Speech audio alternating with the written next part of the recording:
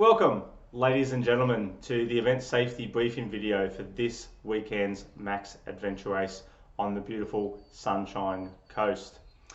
Before we get started, I'd like to take this opportunity to acknowledge the traditional custodians upon whose land we will be meeting and pay our respects to their elders past, present and emerging. The main thing I want to speak about in the event safety briefing video is, unsurprisingly, safety. The number one safety concern for this event is that the trails that you will be travelling along for the event are open to the public and could well have a number of four-wheel drivers, dirt bikes, things like that, travelling along them as you travel along them as well. Those other users have as much right to be there as you do, so please give them plenty of space and show them a good level of respect while you are completing the course. To help minimise the safety aspect, please make sure that you're always riding in single file and sticking to the left, especially on some of the bigger roads that you are travelling along.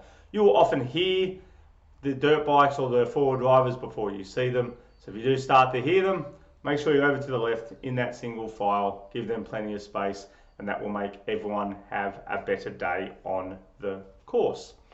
Another important aspect for safety for adventure racing is what's known as the 100-metre rule. The 100-metre rule means that you must always be within 100 metres of your teammate. This is purely a safety thing, as there's only one map in the team. We can't have teammates getting separated and one team member's out there without a map to work out where they are or where they need to go. So stick closely together with your teammates. The rule might be 100 metres. The best teams are rarely more than 10 metres apart on the course. The other safety thing for this event is you must always be wearing shoes. Some of you will want to take your shoes off when doing the kayak leg. However, you must be wearing shoes at all times, including when in the kayaks, please. You will get your feet wet. You'll likely get your feet wet skirting around some of the puddles on course on the foot on the bike legs anyway. So you will get your feet wet getting into and out of the kayaks. It's part of the adventure. You just need to embrace that, please. Another important thing I want to cover off for you today is, if you haven't already, please have a good read of the event program before the weekend. It was sent out to all teams as they registered, and it's also available on the website if you haven't seen it. Number one thing in there for classic and novice teams is the bike drop. So before you come along the registration, you need to go to the bike drop off your bikes, helmets, everything that you'll be taking with you on the bike leg. You can't leave anything behind there during the event. So anything you leave there in the morning, you must then take with you when you are on the course. But go down through, find the bike drop your bike off, and then head over to registration to register. When you are moving around the bike drop location, dropping off your bikes, and also when parking, follow the directions of any marshals that are indicating where to park, things like that, and pay attention to other users, anyone on foot dropping their bike off, or heading to registration when you arrive at the start-finish area. When you come along the registration, you'll need to know your team number. That's attached to the body of this email. So have a look for your team number. Come on up, there'll be a bag with your team number on it. You just collect that bag. Inside that, race bibs, timing chip, a wristband to attach the timing chip if you want to use that, your map, course description and welcome letter. Then move away from the registration area to plan your course using that map and course description. Really good tip for teams, first-time teams, is a lot of teams sometimes look at the map without looking at the course description. You really want to use the two of those documents together to help plan your day, and there's often some little hints and tips on the course description to make things easier for you. If you are out on course and you get into any difficulty and need first aid assistance, the best thing to do is, obviously your teammate is there to provide assistance straight away. Then grab another team as they pass and send them further along the course to the next transition area where a staff member will be able to radio in and will be able to set out the appropriate response.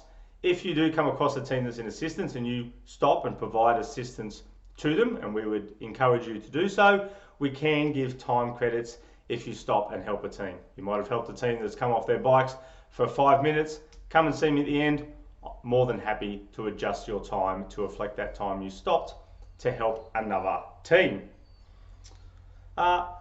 When you are out on the course, there's a couple of little tips to help make the day go smoother for you in terms of helping with your navigation.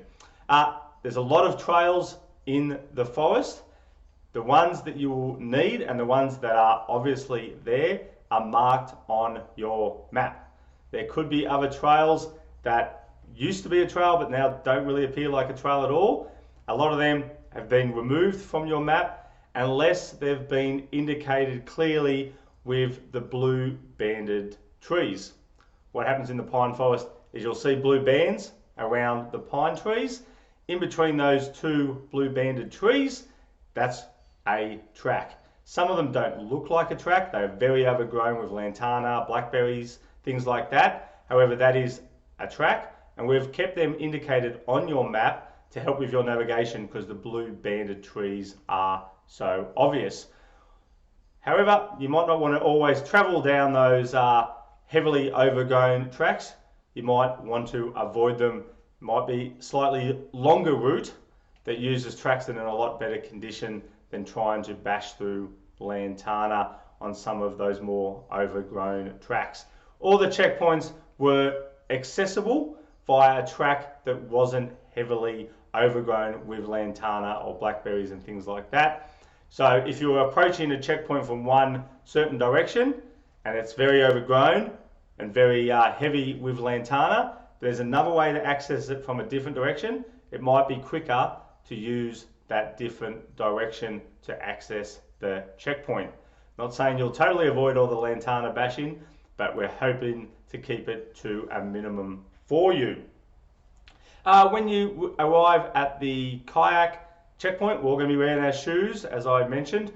You will need to carry the kayaks a short distance to the water, and then once you've finished the kayak leg, off the water back to the kayak trailer.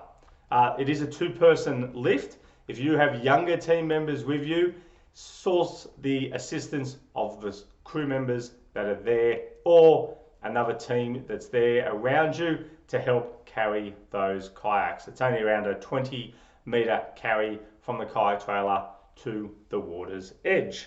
Looking forward to seeing you all on Saturday. Remember, if you're a novice team, there is the novice navigational tips and tricks session that is held in person before the start. So make sure you come along to that, and I'll virtually run through the course and explain what you're looking for and what you're going to be doing to help you novice teams have a great day out on course. For you classic course teams, unfortunately you don't get that luxury, but if you pay attention and work together, you'll have a great time out in the forest riding, running and kayaking. Look forward to seeing you all on Saturday morning and enjoy the rest of your week. Thank you.